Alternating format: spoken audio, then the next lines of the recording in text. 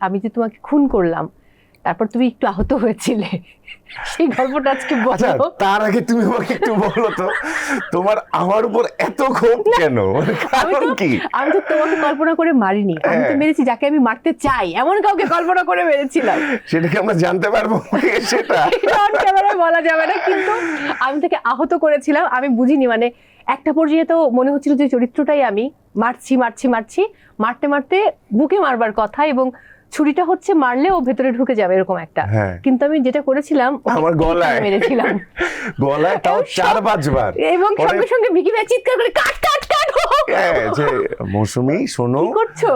এটা আসলে ঠিক আছে, এটা নকল ছুরি, বাট তারপরে গলায় মারলে গলার স্কিন তো পাতলা। হ্যাঁ, আমি পরে ওই সময় ফিল করিনি, আর কোনো ব্যথা ট্যাথা পাইনি, যেটা হয় যে মনে ওভারঅল অনেক একটা পেইন হয়েছিল। একটা ব্রুজিং হয়েছিল আর কি। হ্যাঁ, বাসায় গিয়ে হ্যাঁ, দেখি যে এখানে একটু নীল হয়ে আছে, দ্যাটস ইট। এটা তো তবে ঘটেই। আরেকটা ব্যাপার, আমি কিন্তু বাসায় গিয়ে পরের এক সপ্তাহ আমার যে পরিমাণ ব্যথা ছিল বডিতে, কারণ আমি তো প্রচুর এনার্জি নিয়ে মেরেছি। ও মাই গড, আমার এবং- উপরে উঠে এবং একটা সিন কতবার আমাদেরকে টেক দিতে হয়, হ্যাঁ, লং হ্যাঁ। শট, মিড শট এবং But you ক্লোজ did শটের great. জন্য। ও thank you so You much. did আমার great. কো আর্টিস্ট খুব ভালো ছিল বলে এটা সম্ভব হয়েছে, এবং আমাদের হোল টিম, ভিকি ভাইয়া, True, বাঁধন আপু, 100% আমাদের true. আমাদের তৌসিফ ভাইয়া, মেঘলা, মানে সবাই, সবার কথা বলতে হবে।